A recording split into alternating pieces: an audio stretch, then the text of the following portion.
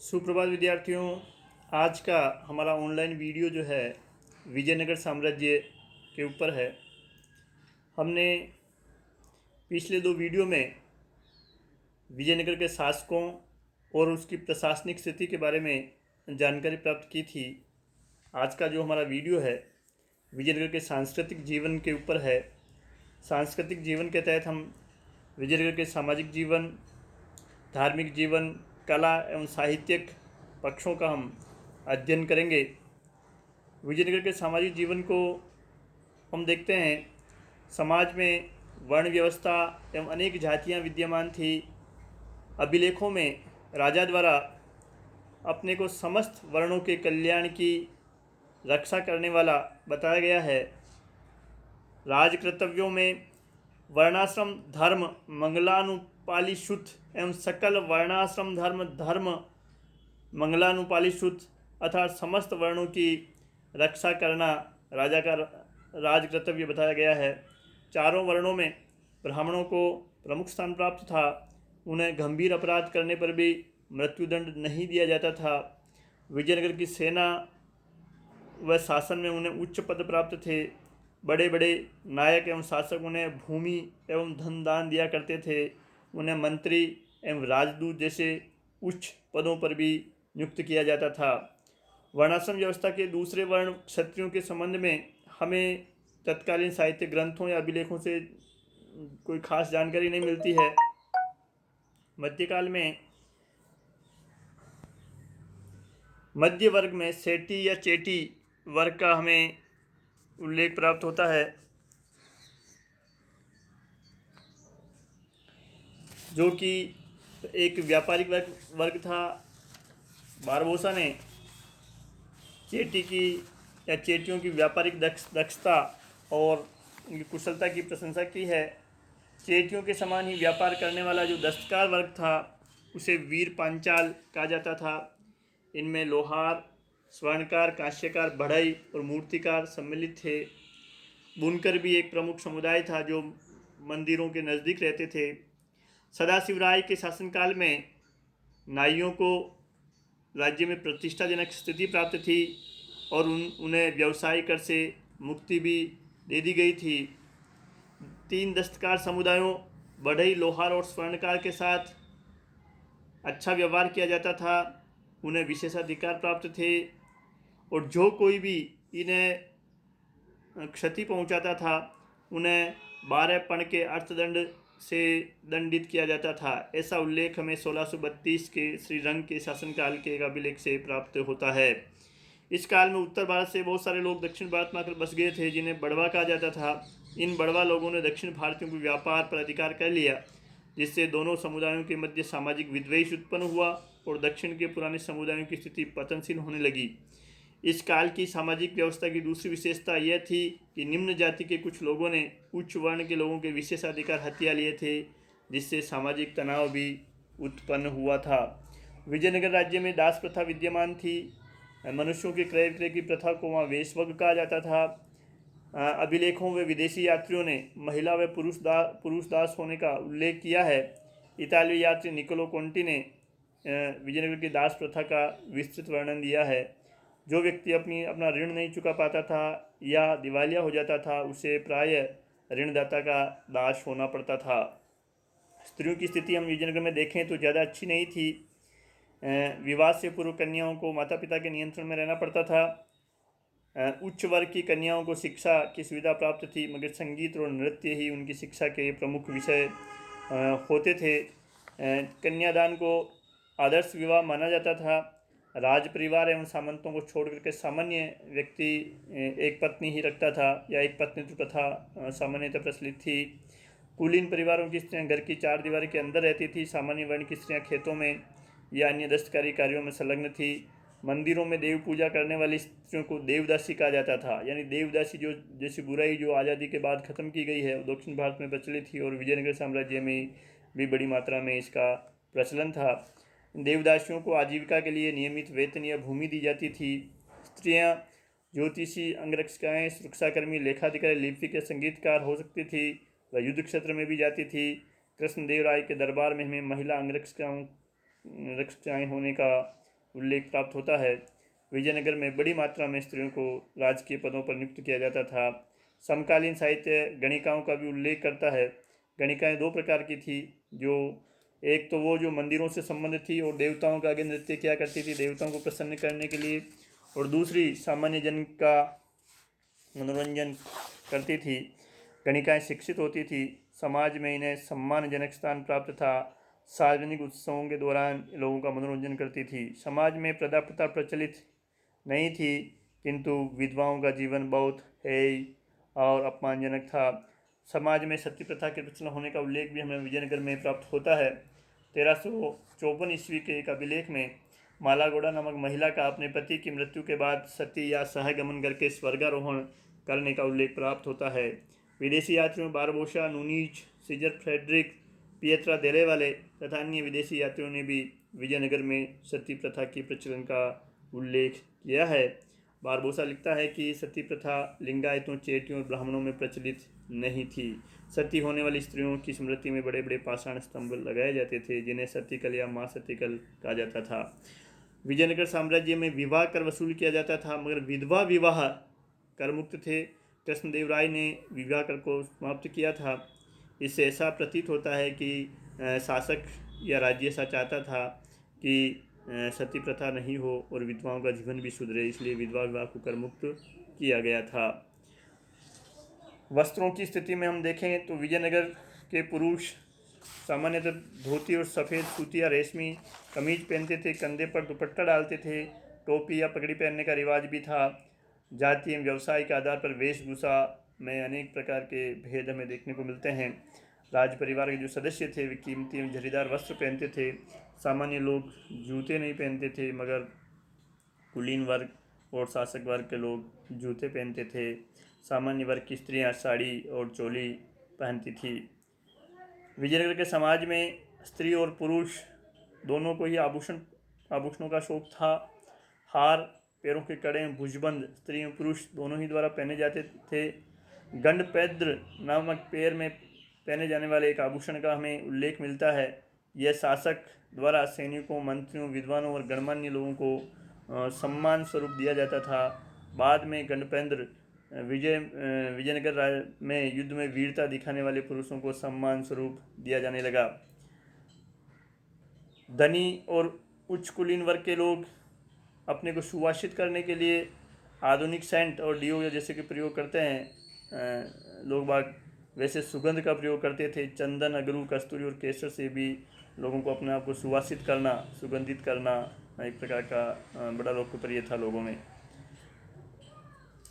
विजयनगर में राज्य ने शिक्षा के संबंध में कोई प्रत्यक्ष भूमिका नहीं निभाई, मगर अप्रत्यक्ष रूप से उसने शिक्षा को प्रोत्साहन दिया। मठों, मंदिरों एवं अग्रहारों को राज्य ने संरक्षण दिया, उनको भूमि दान दी जो कि शिक्षा के केंद्र थे। अग्रहारों में वैदिक शिक्षा दी जाती थी। इतिहास, काव्य, नाटक, आयुर्वेद और शास्त्रों एवं पुराणों का भी अध्ययन करवाया जाता था। तुलु वंश के शासकों, कृष्णदेव राय तुलु वंश का था, यह हमें थोड़ा ध्यान रखना है। तुलु वंश के शासकों ने विद्या एवं ज्ञान को प्रश्रय दिया। राजकीय सेवा के इच्छुक अभ्यर्थियों को भाषा और गणित की शिक्षा दी जाती थी। नाटक, यक्षगान, शतरंज एवं पासे उस समय मनोरंजन के प्रमुख साधन थे। कृष्णदेव राय को शतरंज का शौक था, इसलिए उसने शतरंज खिलाड़ियों को संरक्षण भी दिया। कुलीन वर्ग के स्त्री और पुरुष दोनों ही जुआ खेलते थे। विजयनगर में दक्षिण भारत की यक्षगान नृत्य परंपरा का पहली बार विकास हुआ। नाटक और यक्षगान बहुत लोकप्रिय थे। ये सवाल कई बार कंपटीशन एग्जाम में आया हुआ है। यक्षगान परंपरा कहाँ प्रचलित थी, तो ये विजयनगर साम्राज्य में या दक्षिण भारत में इसका आंसर होगा। विजयनगर की धार्मिक स्थिति के बारे में हम देखें तो यहाँ के शासक मूलतः शैव धर्म को मानने वाले थे, परंतु बाद के शासकों ने का झुकाव वैष्णव धर्म की ओर हो गया। शिव के विरूपाक्ष स्वरूप की उपासना यह मुख्य रूप से करते थे।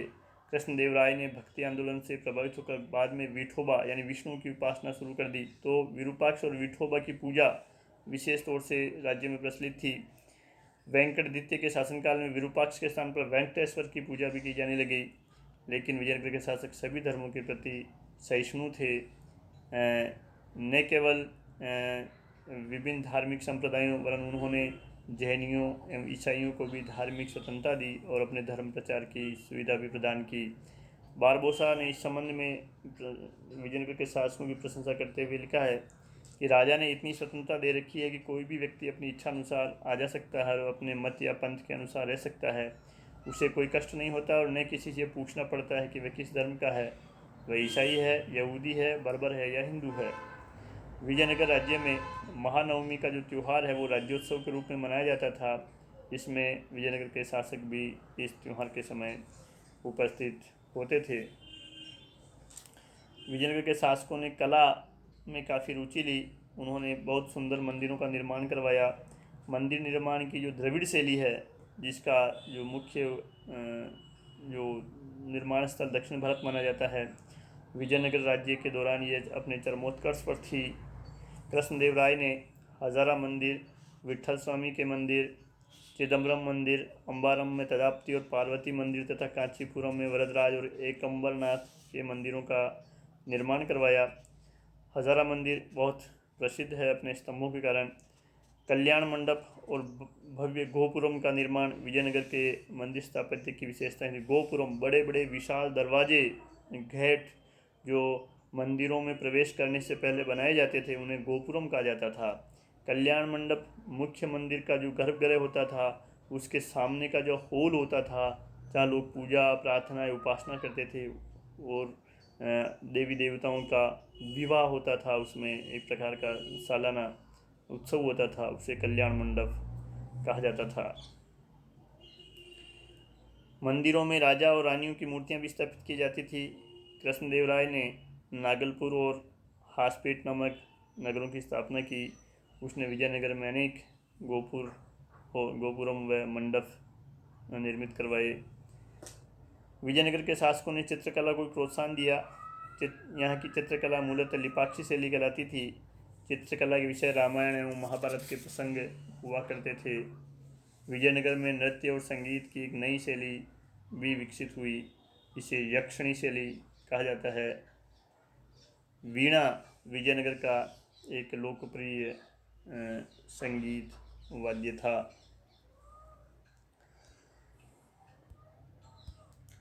विजयनगर के काल में साहित्य, तेलुगु और कन्नड़ के साहित्य का बड़ा विकास हुआ। शासकों ने विद्वानों एवं कवियों को संरक्षण दिया। तेलुगु, तमिल, कन्नड़ और संस्कृत भाषा में अनेक ग्रंथों की रचना इस राज्य में की गई। विजयनगर की स्थापना के तुरंत बाद ही सायण और माधव विद्यारण्य नामक प्रकांड विद्वानों संस्कृत में वेदों एवं आरण्य ग्रंथों पर भाष्य लिखे। कृष्णदेवराय के शासनकाल में ईश्वर दीक्षित ने हेमकूट महाकाव्य पर टीका लिखी। देवराय द्वितीय ने संस्कृत ग्रंथ महानाटक सुधानिधि एवं बादरायण के ब्रह्मसूत्र पर टीका लिखी। कृष्णदेवराय ने संस्कृत भाषा में जाम्बवंती कल्याणम व उषा परिणय नामक ग्रंथ लिखे। तेलुगु भाषा में राजनीति पर लिखा गया उसका ग्रंथ आमुक्त माल्यद बड़ा प्रसिद्ध है, जिसमें राजपद के सिद्धांतों या आदर्शों की व्याख्या की गई है। आमुक्त माल्यद तेलुगु भाषा के 5 महाकाव्यों में से एक माना जाता है। तेलुगु के 5 महाकाव्यों में आमुक्त माल्यद, अलसानी पेडन्ना का मनुचरितम, भट्टमूर्ति का सुचरित, पिंगली सूरतकृत, राघव पांडवीयम तथा तेनाली रामकृष्ण का पांडुरंग महात्म्य सम्मिलित है। कृष्णदेवराय के दरबार में तेलुगु के जो 8 विद्वान थे उन्हें अष्टदिग्गज कहा जाता था। इनमें से अलसानी पेडन्ना प्रमुख था। पेडन्ना को तेलुगु कविता का पितामह व आंध्र कविता के पितामह की उपाधि प्राप्त थी। विजयनगर राज्य में कन्नड़ साहित्य का विकास भी जैनों एवं वीरशैवों द्वारा किया गया। भीमक का वासव पुराण, चामरस का प्रभु लिंगलिल तथा लक्कन दंडेश का शिव तत्व चिंतामणि प्रमुख कन्नड़ ग्रंथ थे। इसके अलावा जैन तीर्थंकरों पर धर्मनाथ पुराण की रचना एवं गोमतेश्वर पर मथुर नामक रचनाकार ने कविताएं लिखी। राजनाथ का सालुवाभियुदय और भागवत चंपू भी कन्नड़ के महत्वपूर्ण ग्रंथ है। बूका प्रथम के पुत्र कंपन की पत्नी गंगा देवी ने मधुरा विजयम तथा तिरुवलंबा देवी ने अच्युतराय व वरदाम्बिका के विवाह से संबंधित वरदाम्बिका परिणय नामक ग्रंथ की रचना की। इस प्रकार विजयनगर में राज्य में न केवल तेलुगु भाषी ग्रंथों की वरन कन्नड़ और संस्कृत ग्रंथों की भी रचना हुई। यहाँ सूची में नीचे सारणी में कृष्णदेव राय के दरबार के अष्टदिग्गज और उनकी रचनाएं दी गई है, जिसमें अलसानी पेडल्ला की पेडन्ना है ये, इसने स्वरोचित संभव नामक ग्रंथ लिखा, जिसे मनु चरितम भी कहा जाता है। हरि कथा सागर सार इसका दूसरा ग्रंथ है। नंदी तिम ने परिजात हरण, भट्टमूर्ति ने नरस भूपालियम, धूर्जटी ने कलहस्ती महात्म्य, मल्लन ने राजशेखर चरित्र, पिंगली सूरत ने राघव पांडवीयम, अच्युत राज रामचंद्र ने सकल कथा सार संग्रह और रामाभ्युदयम, तेनाली रामकृष्ण ने पांडुरंग महात्म्य ग्रंथों की रचना की। तो इस प्रकार ये अष्टदिग्गज और उनकी रचनाएं हैं। इस प्रकार आज का जो हमारा वीडियो है वो विजयनगर के सांस्कृतिक जीवन से संबंधित है। इसमें हमने सामाजिक जीवन, विजयनगर की धार्मिक स्थिति, वहाँ की स्थापत्य कला, विशेष तौर से द्रविड़ मंदिर निर्माण कला, जिसमें हजारा राम मंदिर का ये फ़ोटो इंसर्ट किया है, किस प्रकार इसकी तक्षण कला है, ये हमें शिल्प कला देखने को मिलती है। विजयनगर के शासकों द्वारा, विशेष तौर से देवराय और कृष्ण देवराय द्वारा रचे गए ग्रंथ, तेलुगु अष्टदिग्गज कवियों के नाम, उनके ग्रंथ और कन्नड़ भाषी कुछ ग्रंथों के नाम हमने जानने का प्रयास किया है। धन्यवाद। जय हिंद।